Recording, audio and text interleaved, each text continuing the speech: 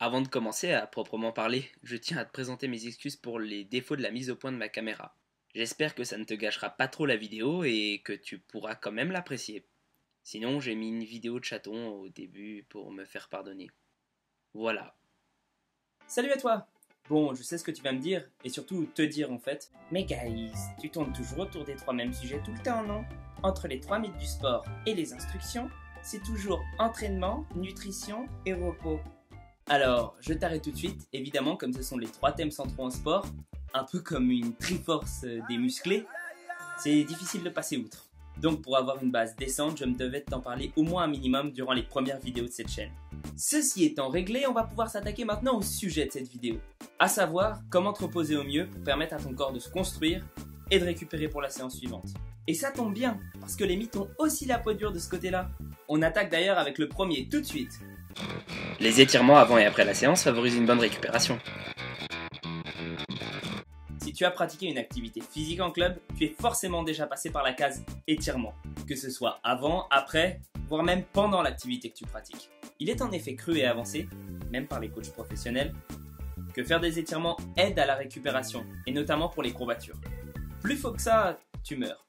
Cela vient d'anciennes croyances, quand la science était moins avancée dans les domaines biologiques et du sport en particulier. En effet, on pensait alors que l'acide lactique, qui se forme dans les muscles lors d'un effort intense, était la cause des courbatures, et qu'il fallait essayer de les étirer au maximum pour favoriser la circulation sanguine.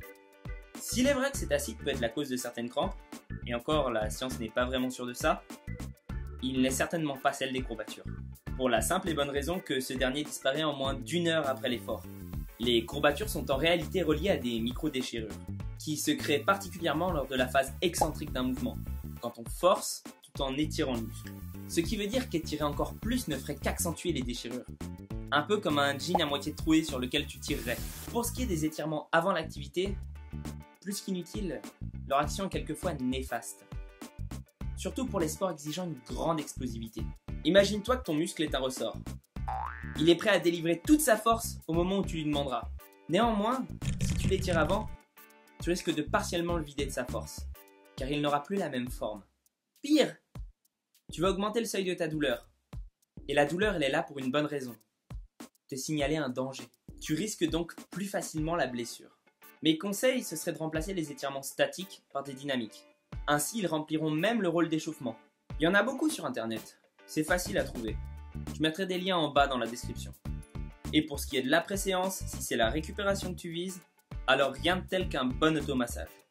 Et rien ne t'empêche de faire des étirements chez toi, avec ou sans échauffement, pour augmenter ta souplesse générale, et donc ta récupération globale. Maintenant que tu connais la vérité sur ce thème, il te vient, j'en suis sûr, un autre mythe en tête. Et ça tombe bien, parce qu'on va s'y intéresser maintenant. Avoir des courbatures, c'est le seul moyen de savoir si tu as travaillé correctement. Souvent, les sportifs jaugent la dureté de leurs entraînements au nombre de courbatures qu'ils ont. Et certains estiment avoir fait quelque chose de solide que quand ils sont incapables de bouger correctement le lendemain. Alors je t'explique un truc qui va ouvrir ton esprit considérablement. Ça dépend. Les courbatures sont effectivement liées à des micro-déchirures, qui, quand elles se réparent, renforcent le muscle. Mais déjà, toutes les courbatures ne sont pas forcément bonnes. Certaines indiquent que tu as mal travaillé, dépendant de l'activité que tu pratiques. Par exemple, si tu as des courbatures à l'avant des épaules, alors que tu faisais du développé couché la veille, c'est qu'il y a un problème. Ensuite, la façon de ressentir la douleur varie énormément d'un individu à l'autre. Alors que certains auront tout le temps des courbatures après leur entraînement, il se peut que d'autres ne ressentent absolument rien, ou juste une certaine lourdeur. Réaliser des exercices très différents résulte souvent en un gain de courbature. Or, on a vu ensemble que ce n'était pas forcément un indicateur de la qualité de l'entraînement. Enfin, ça peut aussi dépendre du régime alimentaire. Plus il y a de calories, plus le corps peut réparer les tissus musculaires rapidement. Dans tous les cas, le seul véritable indicateur, c'est la progression. Si tu es capable, de séance en séance, de courir plus vite, sauter plus haut, aller plus loin, ou soulever plus de charges, ça veut dire que l'entraînement est bon, courbature ou non. Enfin, continuons dans les courbatures. Parce qu'après tout, c'est un souci majeur de la récupération, non? Et justement, le troisième mythe en parle. Si c'est pas beau ça. Refais la même chose le lendemain et ça passera. Ma maman, qui était une grande sportive durant sa jeunesse, n'arrêtait pas de me dire ça. Que si j'avais mal, il fallait aller refaire du sport pour que ça aille mieux. Et après, j'ai vu cette croyance chez beaucoup d'autres gens. C'est pourquoi je me permets de la traiter ici. Alors oui, il y a pour une fois un peu de vrai dans ce mythe. Mais surtout beaucoup de faux, bien sûr. D'abord, qu'est-ce que c'est que cette idée saugrenue qu'il faille refaire le même effort?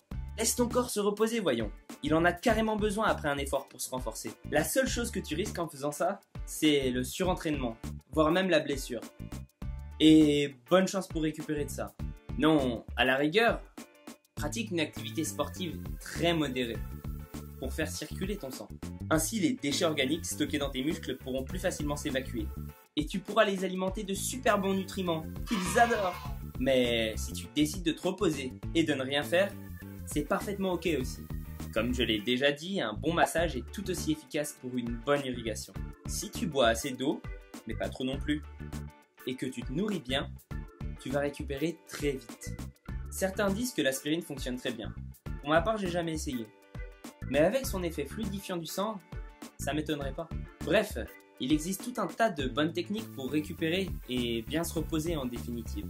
Et c'est majoritairement les croyances populaires et les on-dit qui nous freinent, bien souvent, voire même nous sont néfastes. J'espère que tu auras apprécié cette vidéo. Et n'oublie pas, c'est pas parce que la source est célèbre qu'elle est fiable. Prends soin de toi et à la prochaine!